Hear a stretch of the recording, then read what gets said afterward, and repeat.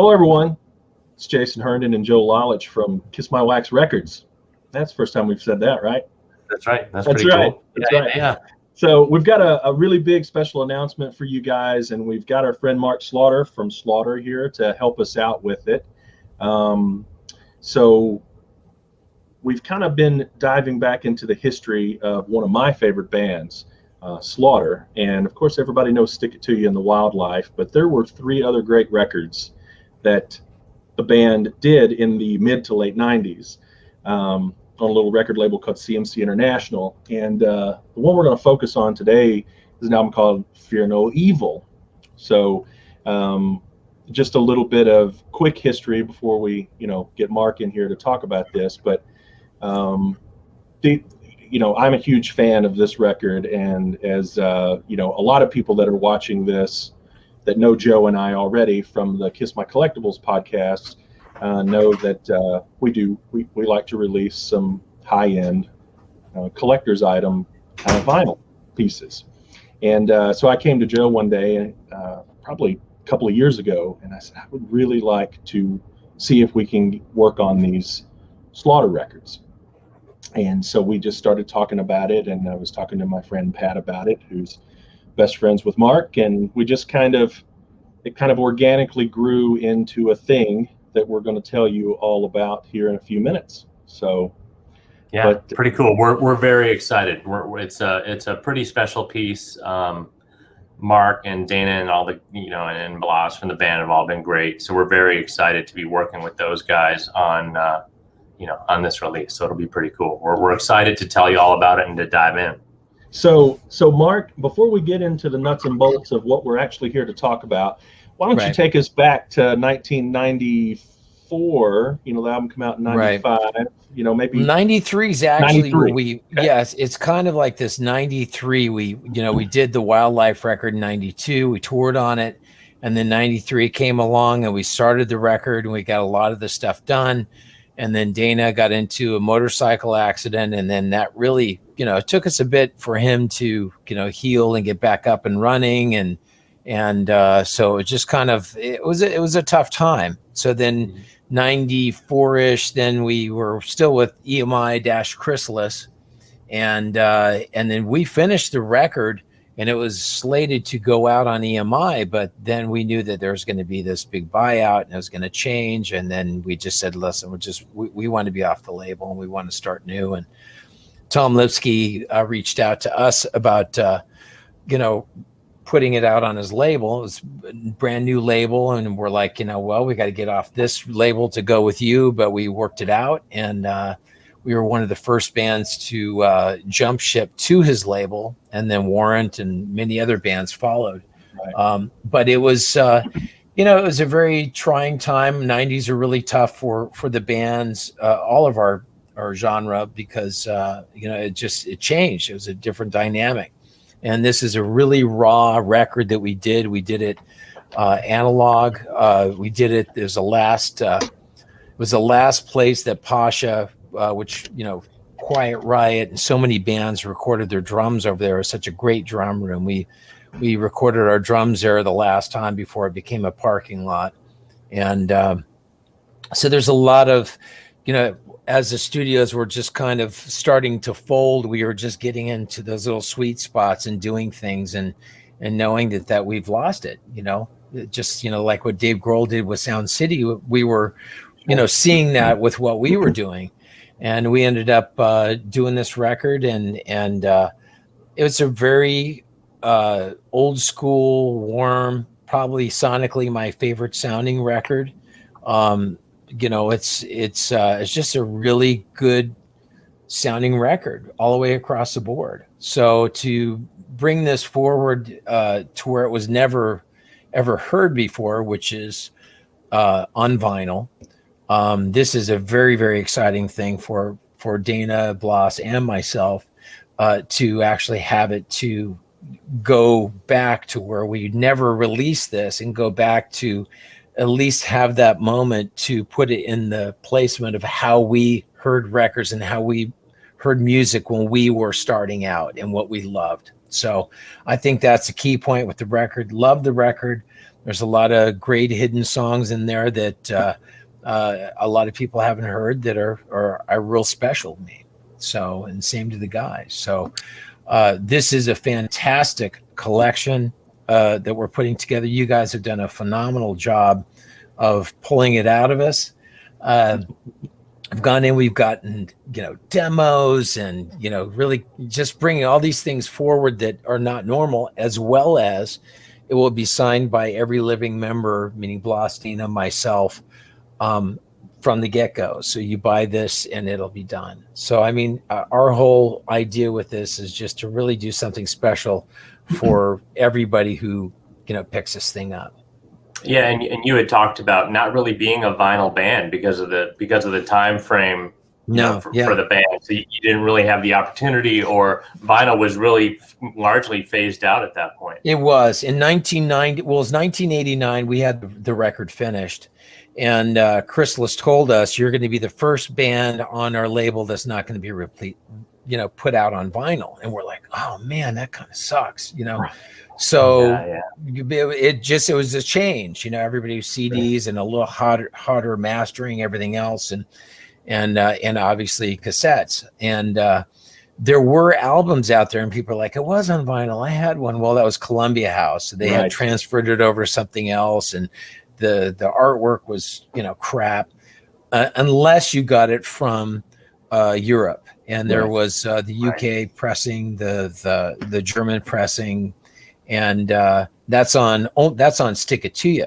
This record, there's never ever been this opportunity. So even for us to get our hands on it and for me to put it on my record player and turn it up in my bigs here is going to be really exciting, because I'm still a kid in that side. I still love to hear music back in that warm vinyl way. I mean, there's just a sound and there's a vibe to it. You just get lost in the record. Nice part of it is I don't have to learn any licks off it anymore. Like when I grew up, I used to pick up the needle and I'd learn all the guitar licks from whoever it was at the time. I destroyed all my vinyl, but I learned all the licks. It's all good. Right. But cool. So nice. Yes, nice. Great. So do we want to dive in and sort of talk about what we're going to do? Do we want to? Let's go down the hit sheet here of what we have. Right. So I'm gonna put this up here so we can start to talk about. Just give a quick little taste of what we're doing. Jason, do you want to talk about kind of the whole set from top to bottom? We'll talk about the bits and pieces. So what Joe and I set out to do was create. Basically, we're calling it the definitive edition of Fear No Evil, and we hope that that's what everybody thinks it is when they get it in their hands. We've spent a lot of time and made a lot of effort contacting every photographer that was involved with the project to find every original file that we could. Some files could not be found. Maybe we'll discuss that. It's been an interesting journey, and I'm sure we can talk about that at some point in length, Jason, in another venue. But it's been an interesting journey to try and hunt all those people down, and even it's been a little bit of a discovery for you, Mark. A lot of these photographers and designers, it's a discovery for them, thinking, I might have that on a disc somewhere. And, I remember that, and it's bringing back all these memories for all these people. Which is really stuff this is stuff that would have been lost otherwise. I mean, that, like I said, this is the good part of this is it's almost like the history of this period. There's nothing else that's out there, CD or any otherwise, or even print wise, that has this type of history. Right. And so I mean, go ahead and run down some of the points here. So I literally opened up the CD booklet and started going down the list of every contributor, anybody that photographed, anybody that did live photos in the CD, and I went and found those people. If our Pat had contacts or Mark had contacts, or or if I just had to search for them on Facebook or something. But we literally found everyone and spoke to everyone, from photographers to the band to roadies, all kinds of people, and we've because of that, we have gathered a very, very, very large mass of killer collectibles and items related to Fear No Evil, and we've tried to put it into a nice collection that we hope everybody's going to love. So this is what we're doing. We're doing, Slaughter, Fear No Evil, the definitive edition. And you can see there on the screen what Joe has up. And I'm trying to pull my points up now.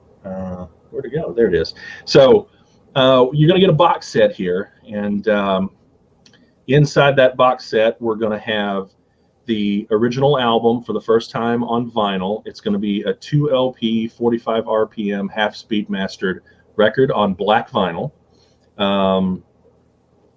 Trying to go audiophile all the way. The audio was painstakingly transferred from the band's master DATs, and so it is a raw, unmastered. It's not squashed to death. That's right. It's not like what a lot of record companies are doing now, which is taking their CD audio and either remastering it for vinyl or just cutting it directly to vinyl. So we're taking that file and we're sending it over to our friend Mayor Applebaum, who has worked with hundreds and hundreds and hundreds of artists, including Faith No More and Dream Theater and Dokken and all kinds of people. And we're going to have him master all of this. And he's stoked and excited about it too, which is really cool. He's a great guy. I've worked with him on some of when I mixed a few songs for the Madam X record. We sent it over to him, and he does a great job. He's got great ears, and he loves this music. And that's it. The key thing is this is everybody all the way through put their heart, their passion, and their love ultimately into this record. And that's a different part of it, is that you're not losing. It's like somebody who doesn't care down the line is the weak link, and everybody in this whole thing really, really, there's a lot of love in it. So you're not going to find this in other things. This is the one time only, so to speak. It really is. It's that cliche by the fans for the fans kind of thing, and that is literally what's happening here. I mean, with unprecedented access from the band as well. I mean, you guys have just been so there's great. Not like a huge money making thing on this for anybody. I mean, that's the other side of it. Is the cost of doing these records cost a fortune. Yes. But to pull out all these things and do all this stuff, the one thing I can say out of COVID, it gave us a lot of time to transfer and do all this stuff in our rigs and do things properly. And what we never did, and Dana and I stayed up very late nights talking about, well, wasn't it this? And no, it was that and this.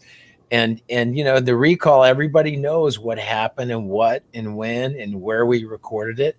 And then when we got into the demo side of it, it was just like this, music takes you back, just like the sense of smell of where you were at that time when you listen to music.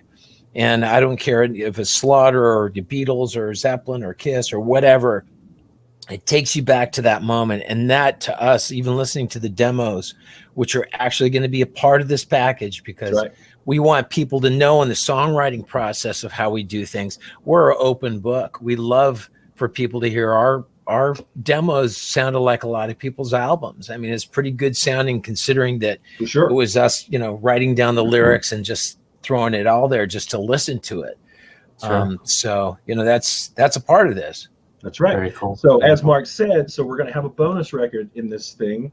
And it's basically, as Joe's got up on the screen here, you can see it in the background there. It's going to have 9 rare or never before heard bonus tracks and demos taken directly from the band's archives. Dana and I personally went through and selected. He was Dropboxing me and saying, how about this one? And I'm like, well, how about that one? And going back and forth until we finally settled on the list. So we did. We're using For Your Dreams, which was the Japanese bonus track. That was a finished track that you could only get on the Japanese version of the record. That will be Hard Times. Yeah, and the Hard Times thing. Yeah, and the Hard Times single. There was a Hard Times EP. And there were a couple of these demos that also ended up on that Japanese Hard Times EP as well that are also going to be on this bonus. But then on top of that, we have several other never before released demos. That's right. So, and there's some pretty surprising and again, stuff. To us, that is listening back to that. And this was on DAT, so it's good quality considering, the fact that this is not like a crappy cassette that, is just the rust oxides falling off of. It's really good quality. I mean, you know, I had the same dads that he did, and luckily we're able to, you know, find the best of all worlds. And That's right. and that's, you know, it's just exciting to us to be able to put this thing forward. And you guys, again, the love in this thing is really exciting to us. Yeah. So, cool. And I've noticed that a lot of people have posted that, or, you know, several people have said, "Oh, I can't wait to get this record. You know, Out of My Head's my favorite song, and Out of My Head is my favorite song." And wait till you hear the demo, guys. It's exciting. Yes, so. it's different. It's different, and it was done. You know, again, you can hear the influence of the bands that we work with. Not to name, you know, any, but you can hear all those things and all those flavors of all these bands that, you know, as you tour with them. It's kind of like, you know, Van Halen on the first record, they did that, and then they came out with the second record, and you can hear some of the Black Sabbath influence that came in on that second record. Sure. And that's because they toured with them. That's just a natural course of things. It's kind of where your ear gets tuned for a second. Yeah, the DNA rubs off a little bit. Yeah, it does. Right. Yeah. So in addition to the music, those records were, you know, Joe will be putting together a beautiful 48-page booklet, which he has mostly laid out, but we're waiting for a few more pieces to come in. So it'll have all kinds of unseen images. It'll have I guess we'll call it the rejected album cover ideas, and there's a lot of great stuff that we found. Yeah, that was great. We actually have high res because we were able to talk to the photographers. That's right. They found all this stuff. So rejected art that we've recreated what the record would have looked like had it come out that way in high res. That's right. Which is so cool. That's right. So and you can see all the pieces and parts. You know, there was a snake wrangler. How it all came together. I mean, that's the whole thing between the art and the demos and all that side. You could just see where it came together and where it went into this record, and it became a gem to us. And again, it's so exciting to put this thing out. That's right. So in addition to the book, we'll have 5 printed glossies. There'll be black and white shots, right, Joe? I think they're all black and white. Yeah. So we have some really high-res photos that were taken by Tommy DeSoto. And I think when we showed Dana and Mark, I think they both said we've never seen those before. Or at least I think Dana said, I don't think I've ever seen those before. So they were sort of like outtake headshot kind of thing. Right. So, And then, exactly. And then you're familiar with the CD. You know, there's a shot of the band where they're in this burned out house, and it has they're on a staircase. We've got, you know, a photo of that. So there'll be some cool stuff. Those 5 glossies. Like there's 500 copies of this. I don't think we should mention that from the top. There's only 500 copies of this box. Yeah. And so it's very limited. This will be, once it's done, it's done. There's not going to be us saying, "Hey, and by the way, we decided." No. Yeah. This is it, man. You know. And Mark, you mentioned it earlier. Fully signed by the surviving members of the band. That's right. Absolutely. So Mark, and again, with a lot of love, we're all going to sit in the same room. Bloss and Dana and I, we're going to do it all at the same time. So that will be documented, and we're going to do it right. I mean, it's not just somebody putting a stamp on it. This is us lining them up and you know, spending an afternoon, you know, really putting our John Hancocks there, but doing it the right way. I mean, we're not just slamming it down. We really care about this. This is, you know, this is our legacy, and we want people to have a piece of it. And again, this is not a money grab. This is a history lesson of where the band came from. To me, that's how I look at it. You know, nobody's retiring on this. No. This is for the time and what everybody's doing is not that. That's You know, so you know, in that side of it, I think that, you know, the end of the day, it's just a really cool piece of history. Yeah. And so, and then, you know, one of the last things is we are going to do a replica backstage pass, which I had a couple of those personally because I, you know, there you go. Got to participate that. I probably saw the guys, you know, at least 20 times on the Fear No Evil tour back in the day. So that was absolutely good times. So let's see, what else do we want to say about it, Joe? We have the Spend My Life. Don't forget the Spend My Life thing, which is really cool. You want to talk about that, Mark? Yeah, it's a Spend My Life. It's kind of the old Willy Wonka's golden ticket mindset. We decided we'd put a Spend My Life pass in there, and you know what people will get is the recipient of this gets a lifetime pass to see the band live. So you know, they just they're able to come to the show whenever they want. And Yeah, it's pretty cool, you know. We don't know many awesome. people who's doing that, you know, but Right. that's the love. That's how we have it with our people. And, you know, it's just that whole side of, we just love bringing people. I don't know how many people we've snuck into shows or put on the list. You know, that's just how we like doing it, because it is not just our fans, but their friends. These are people that we've all grown up together in this. That's right. You know, it's pretty cool. That's pretty cool. And by the way, that lifetime pass is a testament to how cool this band is, because that was their idea. Nope. You know, the band came up with this and said, hey, why don't we do this? Why don't we throw one of these in there into one of the boxes, and that lucky person gets to see Slaughter free. Because you know what? Isn't that a fun idea? Just to go, man, let's just listen. Wouldn't that be fun? And wouldn't that be the coolest thing ever if bands did this? See, we never lost the thought of what we wanted to see in our own bands, you know, that we listened to in the day. If Zeppelin was doing that, I'd be like, oh man, I gotta have a Zeppelin. You know, it's like you'd want that, or want to know that your buddy or your friend got it, you know, regardless. It's really cool. That's right. Although we are going to print 3 of them, so Jason and I have. Oh yeah, well I know. Yeah, exactly. You guys have me on speed dial, so you don't have to worry about it as much as we're going back and forth in this. It's It's all good, man. Right. But yeah, to reiterate that, there's going to be one of these in the box, and we will not have any idea where it's going. Right. It's, in fact, you know, just so people know a little bit about how Joe and I do these things, is we don't actually put this product together ourselves. We have a wonderful printer that we work with, and a fulfillment guy who has worked on almost every project that we have done together, including not just the records that Joe and I have done, but the hottest brand in the land, Kiss book that Nicholas Buckland and Joe did.